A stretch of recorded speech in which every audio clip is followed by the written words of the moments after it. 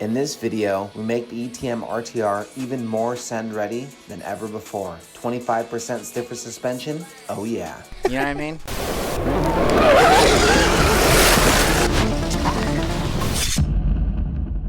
What up guys, welcome back to the vlog. We're here at Electroland on the test track, day 3,557.5 maybe, and we're testing stiffer suspension today. On the website we have stiffer fork springs that are 25% stiffer that work perfectly with the D&M upgrade shocks. Before, the front was diving a little bit with the upgraded shock, so in order to balance that out, we brought the stiffer fork springs in, so it's a cheap upgrade that you can do. Not fully necessary unless you're a savage sender like Josh One who's behind us. Or maybe you're like over 185 pounds, then it could definitely help you out. So what we want to do today is demonstrate exactly what the differences are and how that makes the bike feel. And Josh is going to do that with his awesome skills, which I don't possess. This is what we're talking about. Here's the D&M upgrade shock. These have been on the website. They're an awesome upgrade. This is a fork spring. A little bit more tricky to install, but these and these go perfectly together, and they're already installed in this America bike. Josh is gonna give it a rip and demonstrate exactly what 25% stiffer feels like. We're good. How's this guy gonna drop the ball on the 25% stiffer joke, dude? I didn't get it. I wasn't ready for the camera to start pointing at me. I thought I was just off to the side, like doing my thing. Everyone likes it stiffer, you know what I mean? Especially me, dude. Like, it depends if you're on the receiving or the giving side. Whoa. Back to the spring, back to the spring. So this is already installed. We can demonstrate if you want to, like, this is stiff. It's sack. When I sit on it with the combined suspension, their D&M and the, you were getting like 20% droop instead of 30 or more. That's your first indicator how much stiffer this is than that. Versus this one, I guess I'll use my body weight, I'm fatter. Droops a lot more when you get on it. I don't know if we can see that in the video, but I can feel it. But this is dropping at least another 10 more percent. Trail riding, I'm choosing this. I want a little bit more droop. You know, I'm not too heavy, I'm 175 pounds. This guy's like a string bean and he's still gonna run stiff suspension. For normal folk, 175, 180 pounds, soft suspension, softer, this stuff's still pretty stiff, but softer than that, ideal for trail riding. Huge jumps where you're coming down hard or whatever and you need bottoming resistance, or you're just smashing into a corner crazy hard and you're pushing all that G's into the bike. In order to prevent it from squatting, you're gonna need the stiffer stuff, and that's, Josh always wants it super hard. Like, we're like fighting that he wants it stiffer, and I'm like, you know, normal humans have to ride this, right? So that's why this is an upgrade and this is stock. Personally, I think more people are gonna be in tune with this, but if you're savage, that's what this is for.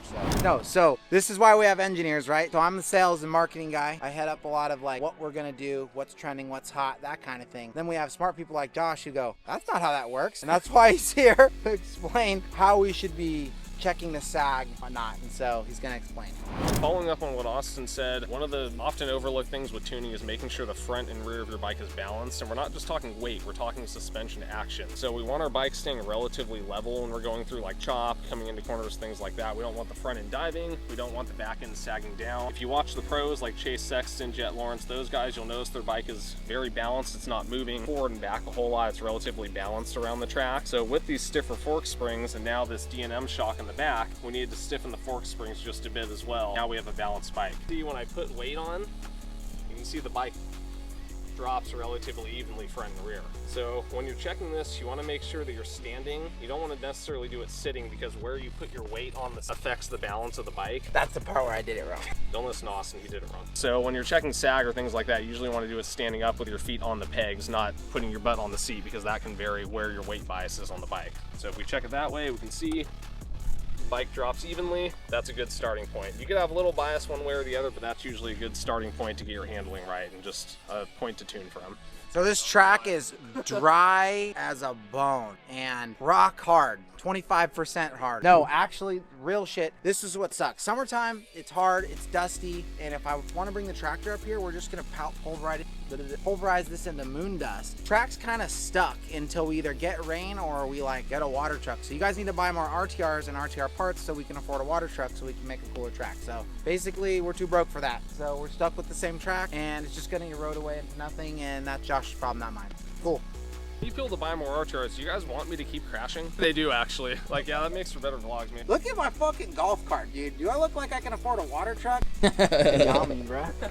I guess Josh is gonna ride now. Basically, I'm gonna spin some laps on the stock one first just to get a feel, because I don't ride this track all that much. Just get a feel of the conditions today with the stock bike. Then I'll hop on the mod suspension, do a few more laps, come back, compare and contrast, see what the pros and cons are, and go from there. What do you think of that, Austin? That sounds scientific as F.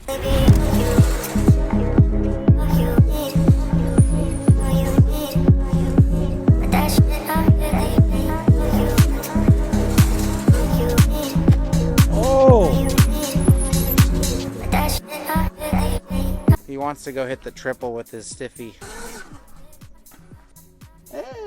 Real shit, tighten your fucking spokes, please. You're buying wheels, you're wasting your own money. You have a little wrench, it came in the bag, use it. We made a little video where he shows you how to be a little acoustic spoke tuner. Do that, dude. It's like, ding, dunk.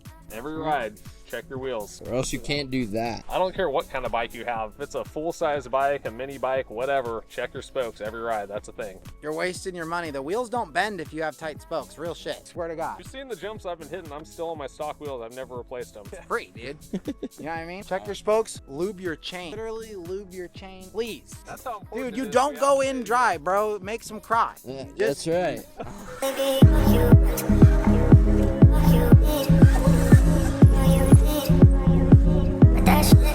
Wasn't hitting the triple before, now he is.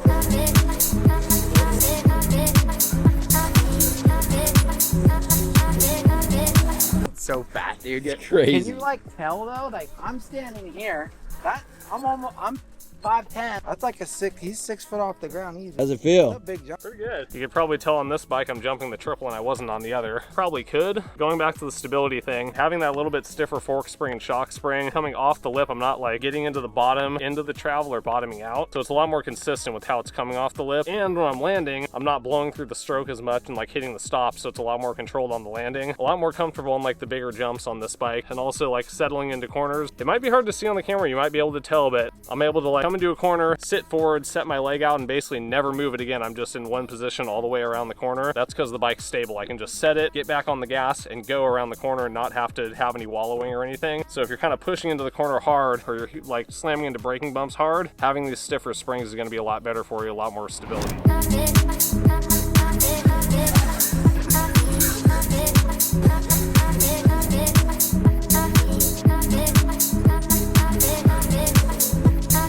We're going over video right now, see if we can like see in the video what I'm feeling or if I'm just out to lunch. It's actually a thing, it's important to verify some of this stuff with video because rider feel is not always like the most accurate thing. Usually when you can pair that with video, that gives you like 2 reference points, you know? Okay, so we just took like 40 slow-mos trying to like capture this fork dive, and it's more of like something that you're feeling. And I don't know if you can see in the video, but Josh is entering the corner at like an exceptionally higher speed. So I think he can try and explain to you why we're not seeing a huge difference that I know I feel and he feels when we get on the bike and enter the corner. So I think the big thing to keep in mind, we watch the slow-mos back and forth. We see a little bit of a difference with the stiff fork springs versus the stock springs. The reason I think for that is I'm basing my corner entry off of feel, right? Like I'm not looking at my speedometer. I'm not doing my speed the same every time. I'm going off of feel. And I'm gonna push the forks basically to the point where the front wheel's losing traction each time. And that's gonna be roughly the same travel distance on both. So I'm able to push the forks. I'm going faster on the stiffer spring to get that same amount of travel. And I'm going slower on the stock springs, but getting the same amount of travel. So even though the travel is the same, the speed that I'm coming into the corner is different because I'm basing my speed off the fork travel and how the bike feels. So I think that's probably why we're not seeing a difference in the slow-mo. But when you ride the bike and when you look at my speed, you're noticing a big difference. Science, sort Well of. said. Well said, Josh. One. All right, No, hopefully like, that makes sense. Yeah, like real shit. Like we're like, oh, dude, this you can. Cause I rode this bike, I could feel it. He ride feel it. I can see he's faster. I know there's a huge difference, and we're like, this is gonna show definitive proof. It doesn't show very definitive proof, except for how much faster he's pushing into the corner and how much more speed he's able to carry. And like you said, it's gonna compress the same before he loses traction. So it makes sense. So I don't know, science and stuff or something. This is why we test. It's a scientific process, right? You have a hypothesis, you test it. Our hypothesis was we'd see a lot in the video. We were wrong. But turns out we felt a lot more than we realized in what you can see in the video. So we changed it, and yeah, now here we are. Suspension's hard, bro. Whatever, shit works good. All right, that's it. Bye.